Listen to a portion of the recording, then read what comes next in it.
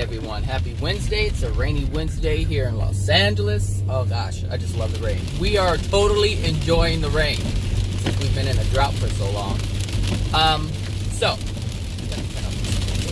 So today I am going to piss a lot of people off, not on purpose, but it's just a natural consequence of people who are in denial. That's all it is. So today I'm going to talk about how cancer is a blessing. And I know people are like, this crazy fool, what is he talking about? But cancer really is a blessing. But in order to understand how cancer is a blessing, one has to understand the universe that we live in. And this is with all things. It's not just cancer. It's all other diseases and illnesses and painful things that we experience. So let me just stick with cancer just for the moment.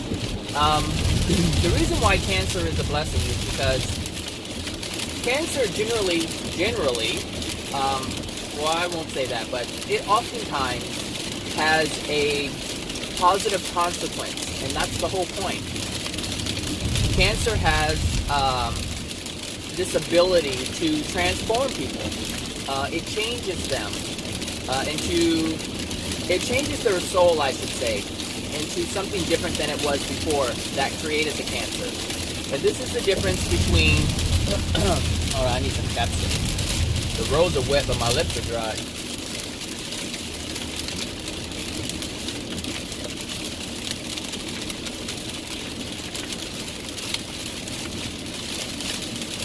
All right, so I know some of you are probably thinking, how come he doesn't have his windshield wipers on? Well, because if you can tell, you can see through the windshield. The water just beads off, so I don't need them. Just FYI, because I know some folks are just tripping out there. But anyway, cancer has, that's the difference between someone who has, so there's various stages of soul transformation, all right? One of the first one is spontaneous remission, and that's when the cancer goes away, it shrinks on its own, and there's no scientific explanation because the doctors don't understand why that happened. And I've talked about it before, so I guess I'll say it again. When someone has cancer and it starts to go away, it starts to shrink, it means that the person, the actual soul, is healing the body. The soul now has enough, I guess the lesson is no longer needed. So for whatever reason, and this is something that's not documented, it's something that's not even questioned as to what the patient was going through during that time they were being treated with or for cancer, or they were just during that time that they had it. No one ever asked the patient what was going on emotionally, what happened, what did you think about? None of these things. And I can tell you exactly what happened. They felt sorry for the things that they've done. They asked for forgiveness. They forgave others, and this is the process. They asked for forgiveness and forgave others. This is the repentance and forgiveness that has taken place. And whatever anger that they held towards themselves, towards others, the hurt that was pressed upon them by others, they let that go. And so the cancer was no longer needed, because the cancer was only trying to show them and tell them that there's something within your soul emotionally that needs to be released. And it needs to be released soon because it's going to kill you. It's going to destroy your physical body. And so as you lay in bed in the hospital, as most people do who are told they're going to die, because usually this is like, they're on their deathbed, and so they're afraid. And now, depending on what their beliefs are, they want to make things right. And they think about the times that they were angry at those that they said they loved. They look back on all the moments that they missed, creating memorable opportunities that were positive and loving, because what they did is they focused on their anger and they hate it so much. And so when someone's dying, they say to themselves, have enough time. There's so much I want to do. There's so many people I want to be around, and they start to understand that they're not going to see them anymore. And this is the driving force, and this is where spontaneous remission comes from. Now, that's the first one. The second thing that can happen is you go to the doctor, and they can shrink it and or cut it out, and the same thing happens. The fear of death, and they look back on their life, looking back on all the things that they could have done differently in a more positive manner. And so they change. They say, no, life is too short. I can't live my life in hatred. I can't live my life in pain. I can't live my life in whatever discord they have within them. I just can't live like that anymore. And so they change. Their soul changes. And then you have the last one, where they can, they take it out. The doctor can cut out the cancer. They can shrink it with chemo and radiation, all these different things. And then it comes back. And then they take it out and it comes back. This is why women will lose one breast if they have breast cancer. And so since cancer can develop in the breast, since they removed it, it develops in the other one. And it comes back. And then they have it in their pancreas somewhere, or their colon, or wherever. Like, it just spreads to the point where, because when you start removing cancers and you're not getting the lesson that is being sent to you via the cancer, via the disease, then the universe has no choice but to intensify the message.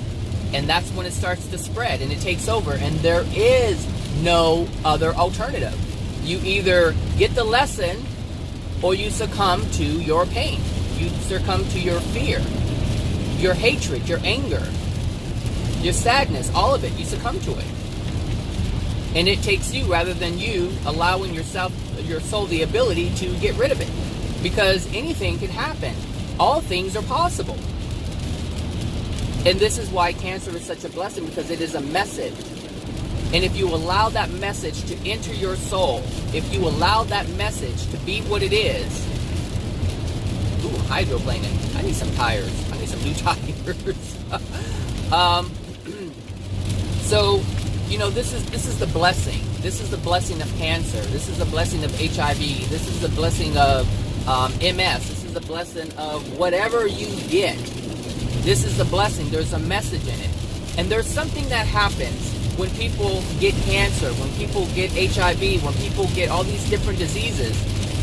They have to care for themselves more. And it's something that they weren't doing before.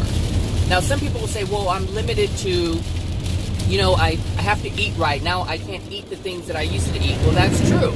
But now you're eating things that are more healthy for you. It forces you. It literally forces you to take care of yourself.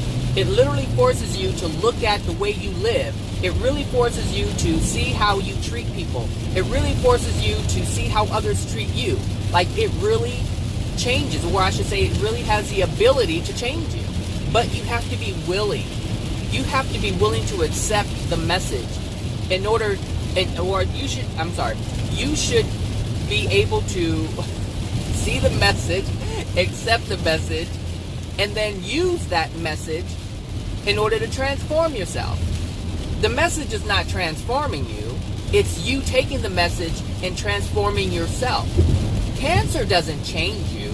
It only has the potential to change you. And if you change, if you increase your love for yourself, because that's really what it's about self-love. If someone hurts you and you take on that pain and you hold it in, you're hurting yourself. If you have hatred and you hurt someone, you're hurting yourself, because it's from the hatred that you're holding, and the more karma and more pain you're going to incur by hurting others. If you're an angry person, you're going to hurt others. And the reason why you're angry is because you're pain. But if you allow these diseases to help you see clearly that which is ailing you, what is truly ailing you, the disease is not ailing you. It's the pain that's ailing you. It's the emotion that's ailing you. That's the real disease. The emotional injuries that we hold within ourselves. The other stuff, that's irrelevant, because those things can come and go depending upon the emotions that you hold within your soul. So if you're the person who has cancer, allow that cancer to transform your soul. all exterior, or I should say all physical diseases, all manifestations that we know as sickness and illness are from emotions within the soul. So allow the message, which is the disease, to tell you there's something going on in your soul that's not loving. Which brings me to the next part of this. We live in a loving universe. All things created, all universal laws created, are designed in love to sustain love. They are delivering love to you no matter what. There's two forces at play. Two forces at play. God and ourselves. God and all the souls on the planet. Those are the two forces at play. And there is one that will trump all of them, and it is God's rules, God's laws, God's energy, God's creation, God's way, God's system. It doesn't matter what you call it. It will trump all things, for it is the thing that created all things. So, anytime someone does something to you that you call unloving or that you see as unloving, understand that God is also sending a message right along with them. It's like co-parenting, you know? It's like, what's the main parent? But it's like, hey, you know what? I see what you're doing, but I'm also sending you something too. Yes, someone's doing something to you that's unloving, but there's also a message in this that I'm sending you as well. Now, you can focus on the message that the soul, the degraded soul is giving to you, which is that pain. But understand that within that pain is a message from the Creator to show you that which dwells within you. It's saying, hey, look, I know they're treating you badly, but I also have a message here to show you. This is what dwells within you. But see, the thing is, the Creator is always present. The Creator is present in all things. All decisions, the Creator is present. And the system has been designed, and there's no way to escape it. The system has been designed where no matter what anybody does, there's a loving message embedded in it. No matter what. All the time, every day, all day. It doesn't matter what the situation is. Someone can curse you out, and you say, oh my gosh, he treated me so unkindly. But at the same time, the Creator is saying, hey, I'm also trying to show you what dwells within you. So there's just no way anyone can do anything to you without the Creator sending you a message. It's impossible. And so you're always having communication with the Creator. In one way or another, you are. Whether you're asking for it directly or you're not, you don't even know you're asking for it, but you need it. Or I should say you're not asking for it, but you need it. You're being delivered a message to help you see where you are. An action of a soul is an indication as to where that soul is. That's what that means. Why it's happening is a representation of what's within you. So you get to see two things. You get to see the person who is treating you unkindly, and you're getting to see yourself, what dwells within you. There's always a message for improvement. There's always a message to improve yourself, I should say. Always. There is never a time in your existence that the Creator is not giving you an opportunity to improve. There is always, always, always. When you're down and you feel no one cares, that's when the friend comes in. That's when a stranger puts his arm around you and says, hey, it's okay. You're going to get through it, because that is the truth. You are going to get through it. When you choose to decide to do that, that's up to you. But the truth is, yes, you will get through it. Whether you do it here or you do it in the spirit world, you will get through it. There's no way around it. That's just the way the Creator created it. You will get through all things. It doesn't matter what it is. It's just how long you're willing to take to get there. The choice is yours. The choice has always been yours. It will be yours, and it will be the choices of the new souls that come in as well. It's still the choice of those who have already passed.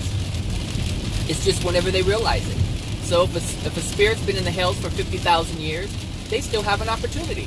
The same opportunity that was granted to them when they were 5 or 4 or 6 years old, when they were 20 years old on Earth. It's the same thing. We're all granted the opportunity, and that's what the cancer is. Cancer is an opportunity to see that you have a lot of grief within your soul. You have a lot of anger within your soul. You have a lot of hatred within your soul. You have a lot of resentment within your soul. So it doesn't matter about the smile you present to the world. No. What matters is how you feel inside. You know, I really don't want to be... I'm looking at this highway patrol. I just... You know, they stop traffic to break it up if there's an accident. I don't want to get behind them. Oh, that's where the accident is. Well, that's good. At least it's not going to stop traffic. All these looky-loos want to rubbernecks, whatever you want to call them. So, anyway, yeah, so Cancer is a blessing. All of these things are blessings. Dun, dun, dun. Let's be a looky-loo. Let's be a looky-loo. Well, there's not much to see. I don't see anything. So yeah, you know, just allow Cancer to transform you. Don't allow the Cancer to, I mean, when I say don't, I'm not saying listen to me, you do whatever you want to do. If you want to destroy yourself, that's your choice. But I think you would be better off to allow the Cancer to transform you in a loving way. Because that's what Cancer is. It's love being sent to you, but you don't understand that. See, people understand life to be, or pain to be, one of two things.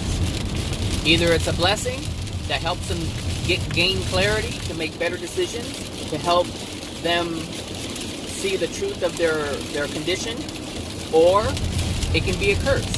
And if it's a curse, then they don't understand the universe. They don't understand why it's being sent to them. They don't understand the message. So all people who see pain as a curse, as something bad, they don't understand the message. But if you understand the message, then you receive it as love, you use it as love, you transform your soul so that it becomes more loving, because that is the whole point. Something that's sent to you in love will allow you to transform your soul into having more love, or transform your soul into being more loving. But you have to see every single thing in the universe like that. Every single experience. So that someone's going to say, I already know it. So how is it loving if my uncle molests me? If my dad molests me? If my dad beat me? Because it's showing you what's within their soul, and it's showing you what's within your soul.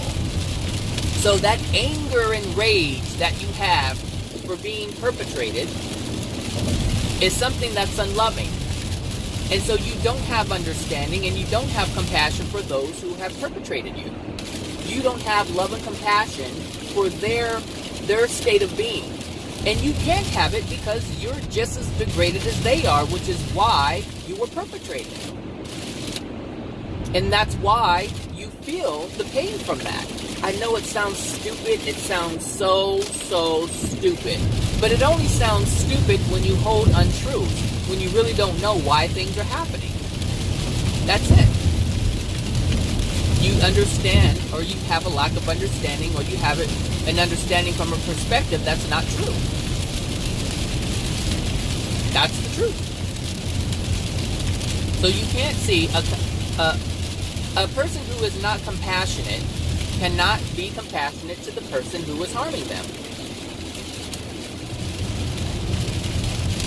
How?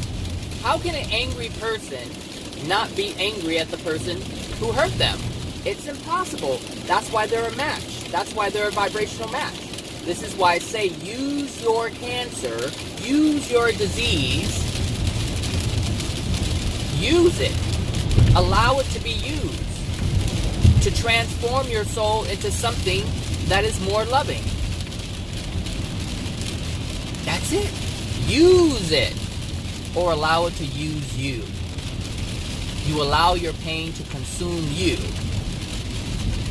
But you can't, if you're looking at it from being a powerful soul, then use the tools that the soul has been given to transform itself into something that is more magnificent than it currently is.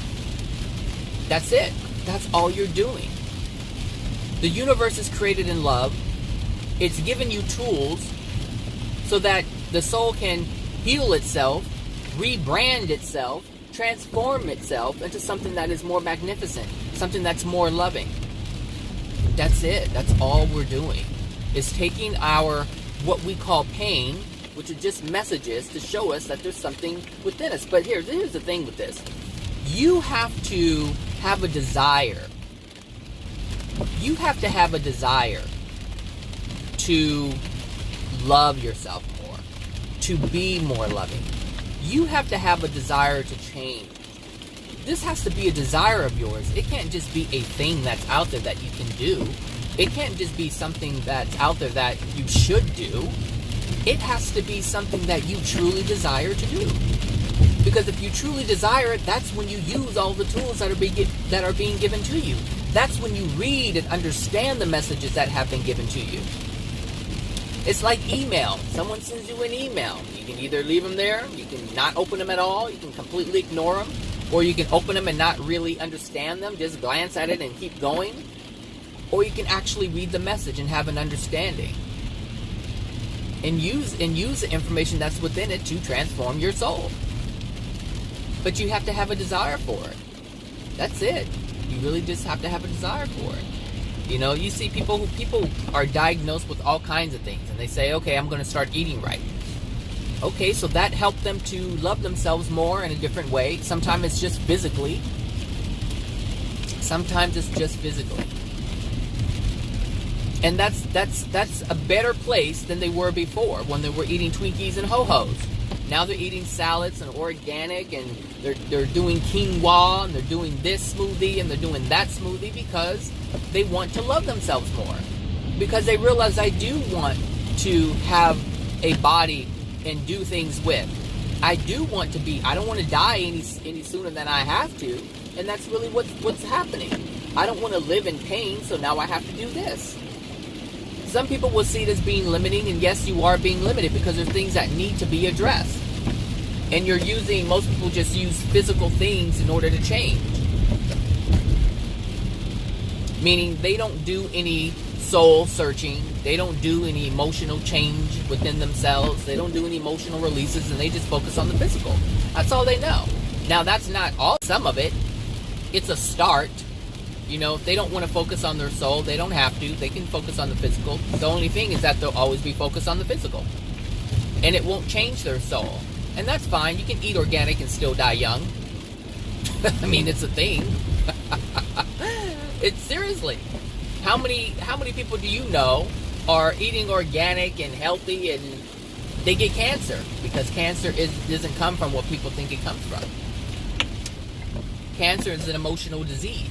And if you don't check the emotions, then you'll be consumed by it. Meaning you'll be consumed by your emotions. And that's all that's happening. You're not being consumed by disease. You're being consumed by emotions. That's it. That is it. Consumed by emotions. Consumed by that which dwells within your soul. We are all consumed by the things that dwell within our soul. The emotions that haunt us from the unloving experiences that have been projected towards us. Some people can't allow themselves to do certain things. Certain people can't allow themselves to love their children because they had a great deal of hurt and pain when they were a child. And if they love their child, then they have to recognize that they weren't loved as a child. And because of this denial, they can't love their children.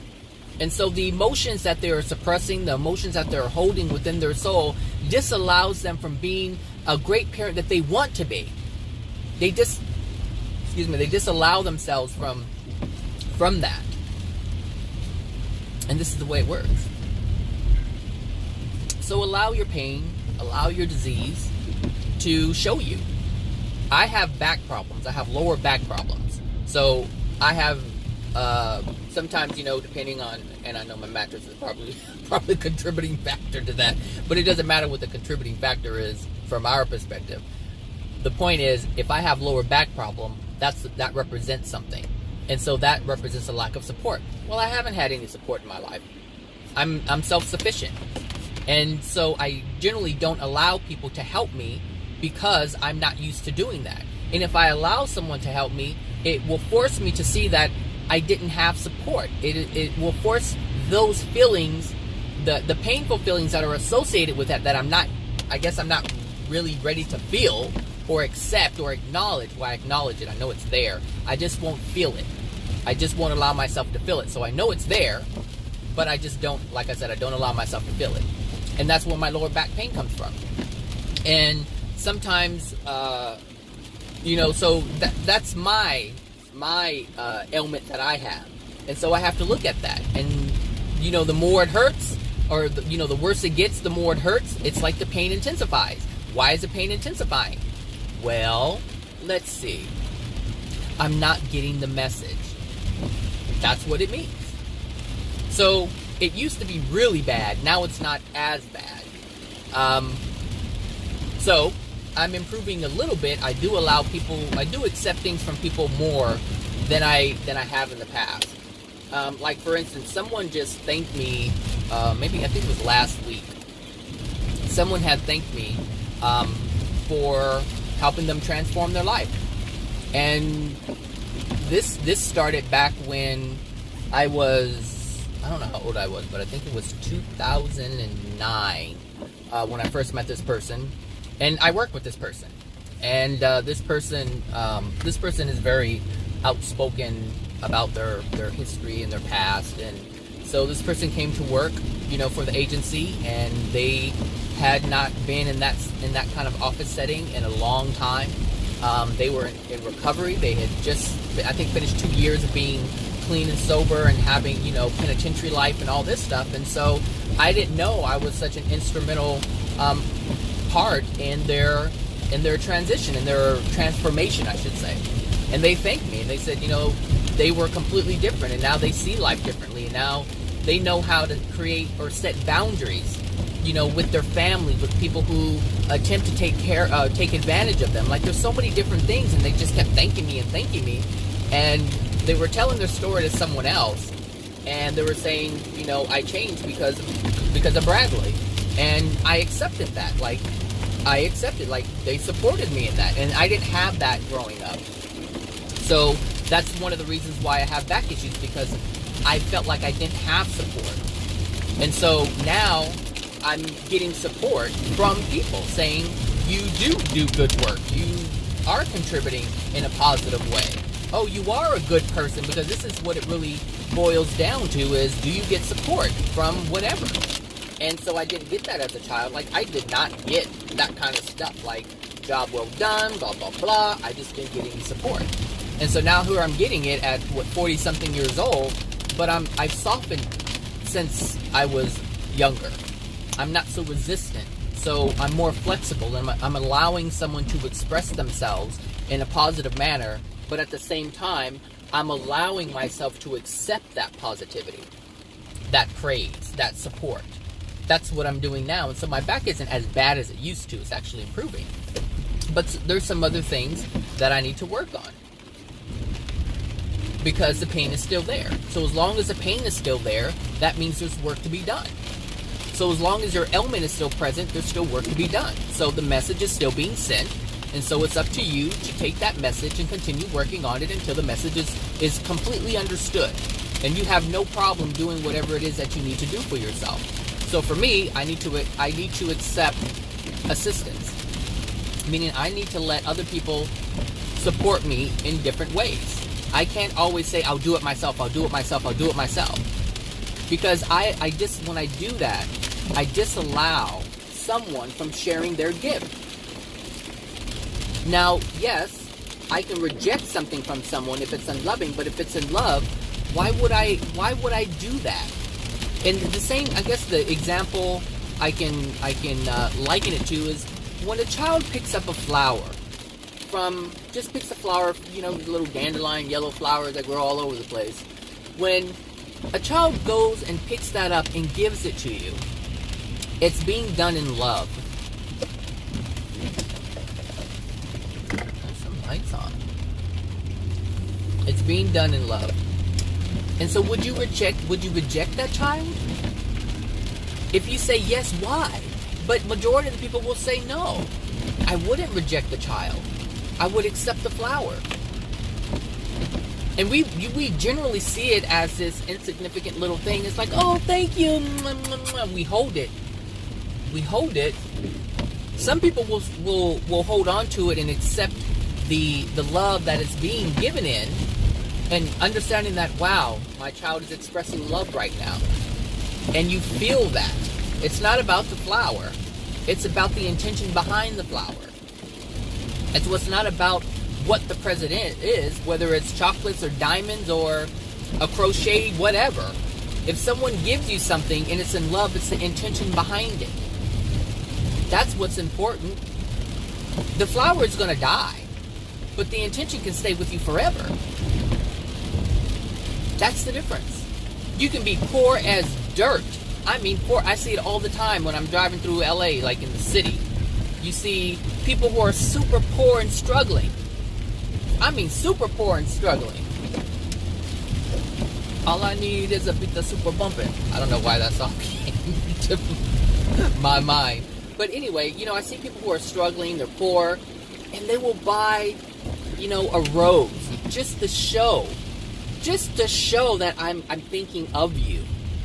They don't have to go out and buy the most elaborate thing. It's the simplest of things. I don't know who's going. Nobody's going? I'll go.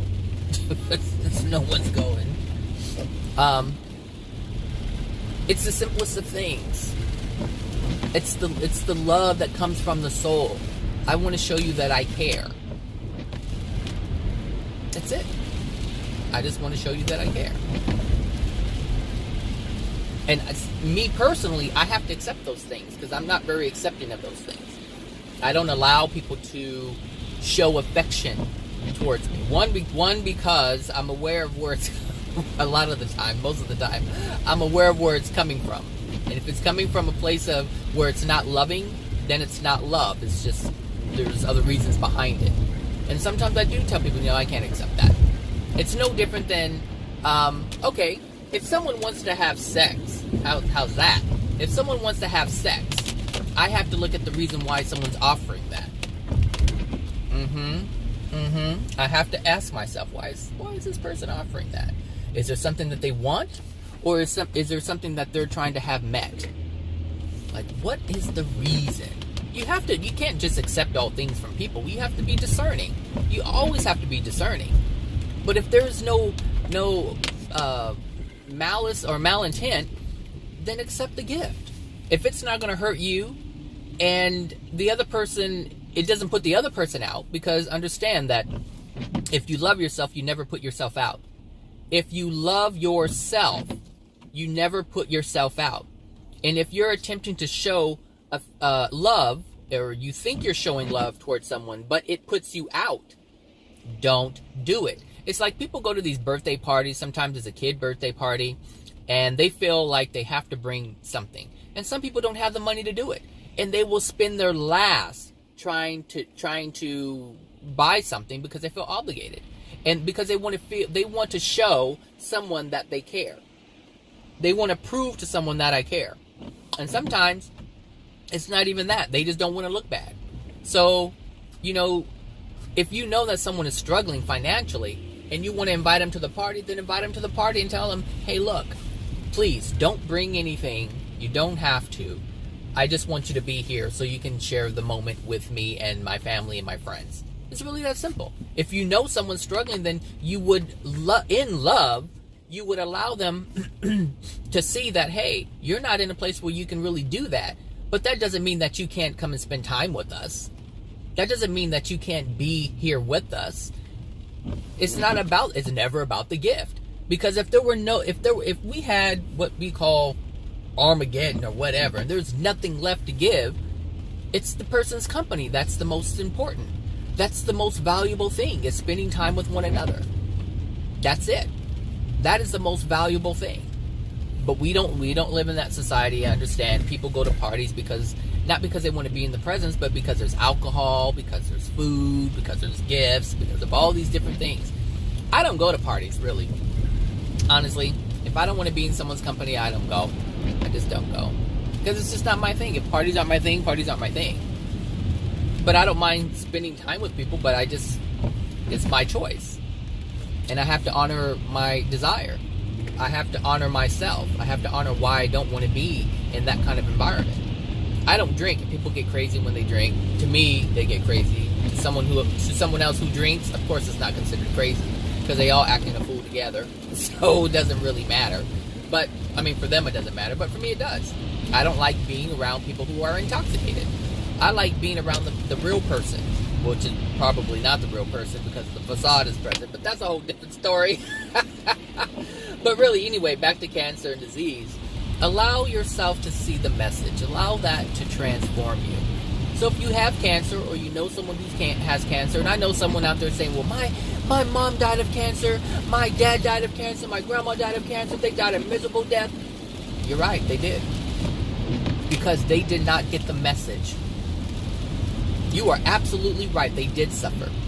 You're absolutely right, they did die. Because they succumbed to the emotions.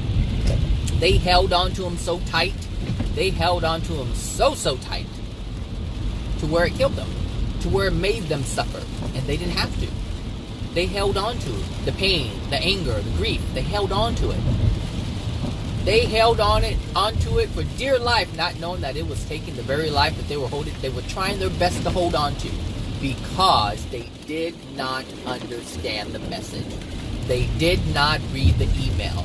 They did not have the information because they either didn't acknowledge it, or they just kind of acknowledged it a bit but didn't really try to understand it. You know, people can glance at an email but not really get the full meaning of what's within the email. It's the same thing. You can get the letter in the mail, you can glance at it, and that's it. You know, people do that all the time. They get this way. People, get letters in the mail, something from a bank or some financial institution or something, and they just open it and glance at it and they set it down and they don't actually read what's in it. And then something happens and they try to come take their house away and they're like, well, why are you guys doing this? And they're like, we sent you a notice, sir, ma'am, we sent you a notice. You didn't read it? Well, yeah, I got it, but you didn't read it. You did not get the message. You got the message, but you didn't, you didn't try to understand the message. And whose fault is that? It's not the financial institution's fault.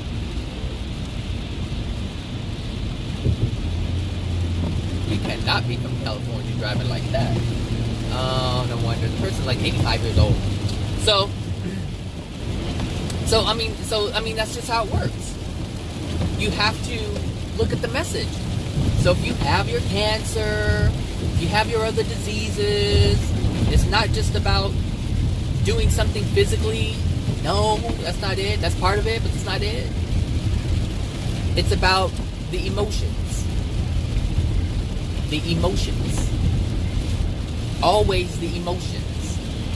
Like I said, yeah, you can start eating smoothies and salads and quinoa and organic this and organic that. But it's always going to be about the emotions. Do you want to go back to the things you enjoy? Because remember, life is about enjoyment. And when we have disease, we can't enjoy life. Right? Things change. You can't do the things that you once used to do. You can't have the things you once used to have. Because that's what emotions do. It robs you of a joyful experience. Meaning, bad emotions rob you of a joyful experience. Painful emotions rob you of a joyful experience. And so what do you think cancer does? It robs you of a joyful experience. You sit there sad. You sit there like, oh my gosh, I'm gonna die. And you don't have to die. You're like, oh my gosh, I can't do this. Oh my gosh, they're gonna take away my breast. And they don't have to do it. They don't have to do it. But most people, I guarantee you, those of you who are listening to this, you know someone who doesn't even know anything about the soul, anything about emotional injuries. And you know someone who has cancer and they're just lost. Like, they're just living life, not having a clue about anything. And they have cancer and they just accept the fact that they're going to lose this and they're going to lose that. They have to go, they're going to lose their hair, they're going to lose this organ, they're going to lose the breast, they're going to lose whatever. They're going to have to lose being able to sit on the couch and enjoy something. They can't do that anymore because now they have to throw up every 10 minutes because of chemotherapy or radiation, whichever one. I don't know which one it is that makes you throw up, but whatever it is that they're giving you that's making you throw up every 10 minutes, or to the point where you can't even sit on the couch because now you have to sit on the bathroom floor hovering over a commode. There's no joy in that, and that's what emotions do. It robs you of your joy. And when you allow it to rob your joy for so long, that's when the disease comes in, because the message needs to get stronger. You know, at first you were being sent the paper airplane and went boop, hit you in the head, and you're like, what was that? What was that? You know? And you ignored and ignored, and then cancer is present, and you're like, oh, what's this little lump right here? And they're like, oh, it's nothing. It's just there, but it's not cancer yet. Ah, that's the beginning of it.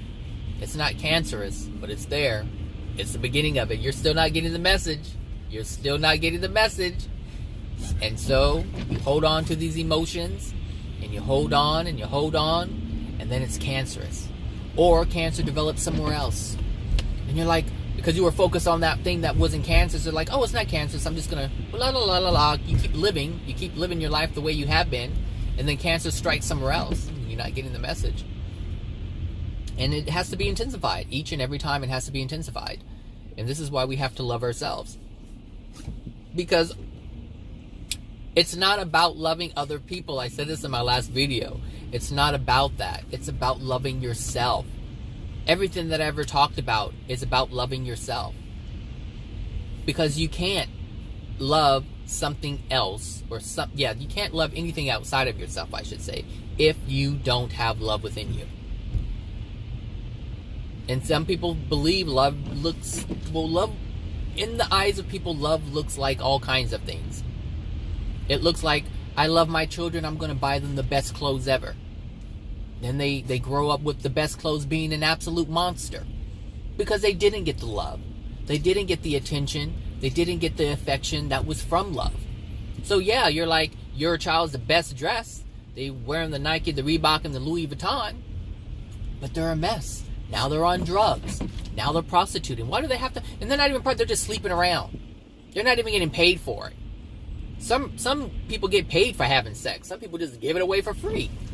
It's still a lack of love for themselves. Same thing with drugs. They start using drugs. It's the same thing. A lack of love for self. It's all about self-love. Now the drugs and the sleeping around, whoring or hoeing, whatever you want to call it, all of that is, I don't know what's going on here.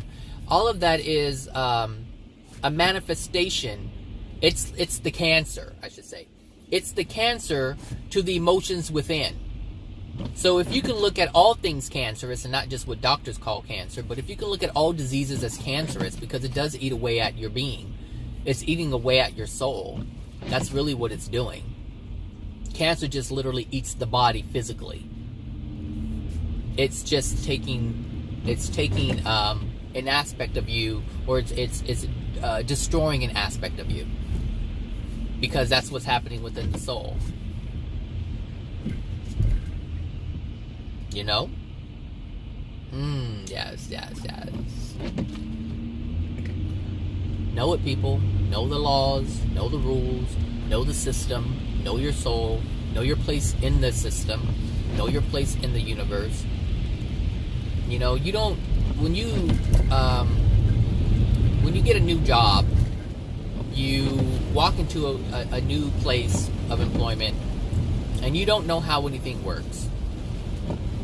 Alright? You don't know how it works. And because you don't know how it works, you have to learn how things work. If you want to succeed, if you want to survive wherever you are, you have to learn how things work. So if you don't try to find out how things operate, you're gonna get, or you'll be consumed. You can lose your job. All kinds of things can happen. You can be taken advantage of if you don't know the system. We have a new employee who replaced that mean one that we had, the assistant who used to lock me out of the gate. That's funny. We have a new employee, and people are, because she's not being aware. She's advantage of her and put things on her plate that's not even her role, and because she's just accepting. She's not trying to find out, okay, who does this and why. You have to understand the system, but if you don't understand the system, someone will create one for you, and that's not the way it's supposed to be. And so you end up becoming overwhelmed because you're not willing to see how the system operates. And if you're not aware of how the system operates, you'll allow others to take advantage of you. You will allow others to take advantage of you.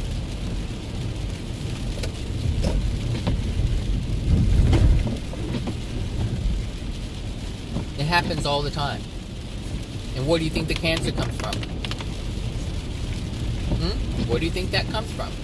The anger, the grief, from what? All kinds of things. People taking advantage of you, doing things that they shouldn't be doing to you. You allowing it to happen. That's the main thing. You allow other people to take advantage of you. Nobody can take advantage of you as an adult. Nobody can take advantage of you unless you allow it. That's the truth. Nobody has the power to do that.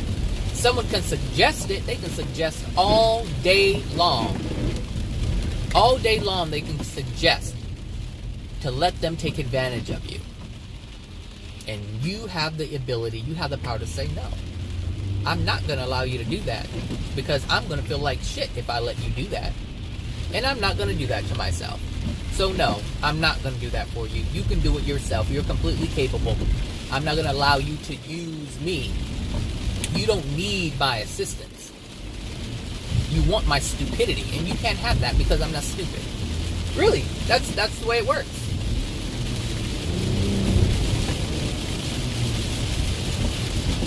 That's the way it works.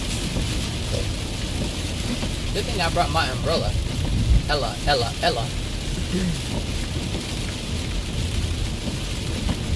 So yes, pay attention to the messages.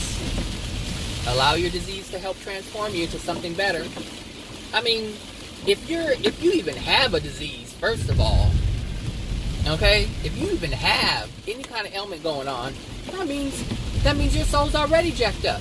So, I mean, it can only benefit you if you improve yourself. Right? If you're jacked up to where you're already in a hospital and you need blood transfusions, if you need this, if you need dialysis, might as well go on and change your soul so your body can change. All things can happen. All things can happen. All healing can occur. But it's not about, I'm doing it to heal my physical body. No, because when you focus on your physical body, you don't focus on the emotions that cause the degradation of your physical body. That's why people say, oh, I'm falling apart, I need to eat better. Yeah, that's not going to work too long. That's not going to work for too long. Because what's going to happen is you're going to continue focusing on your body. Is there a car in this lane? You're going to continue focusing on your body, and you're not going to acknowledge the emotions that are within you. And the emotions are going to consume you. Because the emotions are the very thing that's consuming your body, that's causing your body to be degraded and falling apart and not working properly. Blood pressure off, there's an emotion. That's the reason why that is. People will say, oh, it's the bacon. It's the bacon, it's the pork, it's the this, it's the that. Well, that's a contributing factor. But understand that there are people who are eating pork and bacon and they're not falling apart like that. So that explanation, that conclusion doesn't make any sense. Yes, does that contribute? Yeah, it can. But there are people, like I said, who are eating butter, bacon, and all kinds of things. And they're not falling apart. Why? Well, because that's not the reason why they're falling apart. That's the physical reason that we come up with to justify why things are going wrong, and to justify this medication and that medication and this treatment and that treatment. It's a system. The system that we live in is not based on healing. It's based, even New Age medicine, whether it's energy healing or whatever, all of it is based on an unloving energy, where you ignore the emotion and you only focus on the physical. So regular doctors focus on the physical body that we have. The psychiatrists, they focus on the mind. They focus on thoughts. And then you have energy healers who focus on the spirit body, but it's all physical. Because the spirit body is a physical thing, and you'll find that out when you die. Oh, it's a very physical thing. You can touch people, hug people, kiss people, have sex, all these different things. You just can't have babies, but you can have sex. Now that's the ultimate condom, right? Sex without babies. Yep. So, yeah. That's that, I guess. So try to look at it from the perspective of a loving universe. Try to look at it from the perspective of everything that comes to you is done in love. If you can do that, because if you live in love, you can get the loving message. If you understand that everything that comes to you is in love, including those things that we call painful, those are messages of love being sent to you as well. So if you know you're being loved all day, every day, bombarded with love from the good things and the things that are painful,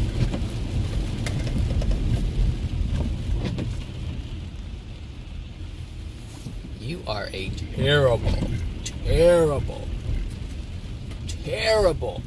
Uber driver. Terrible. Jeez. Anyway, I'm just grateful I'm not a terrible driver like that. See? Be grateful. I can be irritated, or I can be grateful. Ooh, it's still something going on. It must be 7 o'clock. Alright, everybody. So, hope you guys have a wonderful Wednesday.